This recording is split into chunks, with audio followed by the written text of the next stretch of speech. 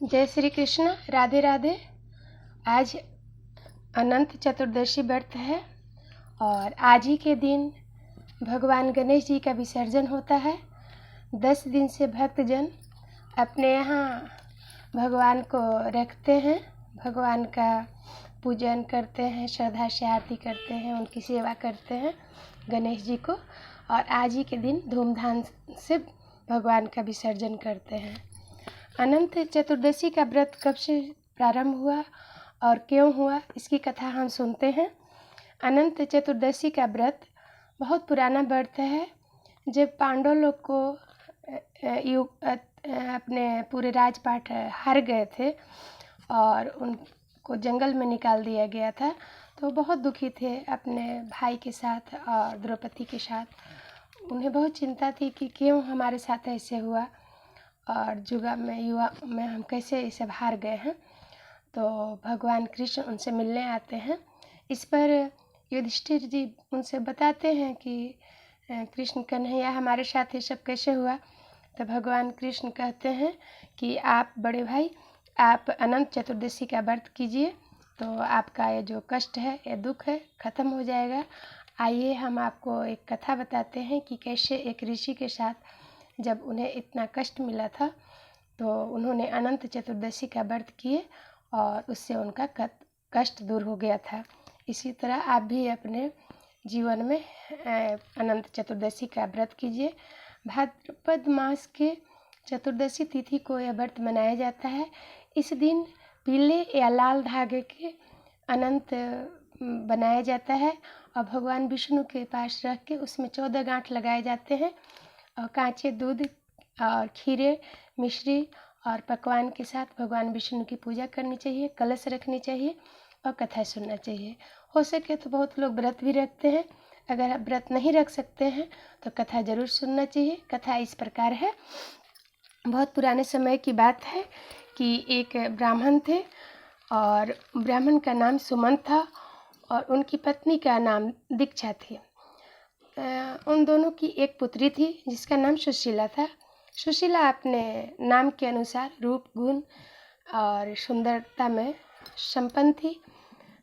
जब वो कुछ बड़ी होती है सुशीला तो उनकी मम्मी का देहांत हो जाता है, उनकी माता स्वर्गवास कर जाती हैं।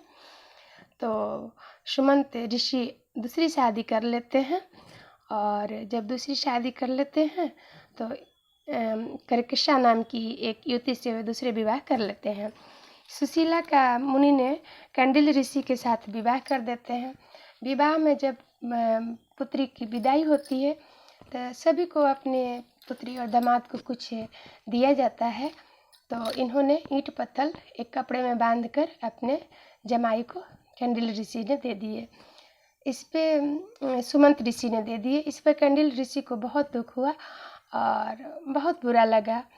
एक दिन सुशीला जल लेने के लिए कहीं गई थी तालाब किनारे, तो वहाँ पर देखी कि कुछ लोग भगवान विष्णु की पूजा कर रहे हैं।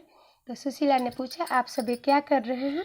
तो सब ने बताया कि आज अनंत चतुर्दशी व्रत है तो हम भगवान विष्णु की पूजा कर रहे हैं। उसने पूछा, यह व्रत कैसे किया जाता है? तो वह बताएं कि इसमें धागे, लाल या पीले धागे के 14 गांठ लगाते हैं और भगवान विष्णु की पूजा करते हैं, कथा सुनते हैं। सुशीला ने भी पीले रंग की धागा ले आई और विष्णु भगवान की बहुत ही श्रद्धा भक्ति से व्रत रखी, पूजा करी और एक धागा अपने हाथ में बांध ली और एक धागा अपने पति को दी कि आप इसे बांध लीजिए।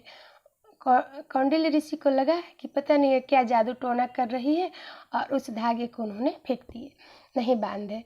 इससे उनके जीवन में बहुत ही कष्ट हुआ, बहुत कष्ट होने लगा, बहुत गरीबी आ गई, बहुत दुखी रहने लगे। तो उन्होंने कौंडिल्य ऋषि ने अपनी पत्नी सुशीला से पूछे कि हमारे जीवन में इतना कष्ट क्यों हुआ। इस पर सुशीला ने बताई कि आप अनंत चतुर्दशी व्रत का अपमान किए हैं, धागे को आपने फेंक दिए, जला दिए, इस कारण यह दुख आया है। तो कौंडिल्य ऋषि ने बहुत श्रद्धा भक्ति से भगवान विष्णु की पूजा करे और अनंत चतुर्दशी व्रत रखे तो धीरे धीरे उनका पाप खत्म हो गया और उनके जीवन में खुशहाली, सुख, संपत्ति, माँ लक्ष्मी विराजमान हो गई। तो आप सब अपने परिवार के साथ इस व्रत को करें। तो इस पर पांडवों ने 5 भाई और द्रौपदी के साथ इस व्रत को रखे तो उनके जीवन में भी राजपाट और सुख की प्राप्ति हुई। इसलिए आज के दिन जो लोग व्रत नहीं भी रख पाते हैं तो उन्हें इस कथा को जरूर सुनना चाहिए। भगवान विष्णु की आरती करना चाहिए, कलश रख की पूजा करना चाहिए। और धागे को पुरुष लोग दाहिने हाथ के बाजू में बांधते हैं और महिलाएं बाएं हाथ के बाजू में बांधती हैं। इस प्रकार अनंत चतुर्दशी का व्रत है। आइए भगवान विष्णु की छोटी सी आरती कर लेते हैं। तमेव माता च पिता तमेव बंधु च सखा तमेव विद्या द्रविणं तमेव सर्वं मम देव देव। बोलिए गणेश भगवान की जय, विष्णु भगवान की जय।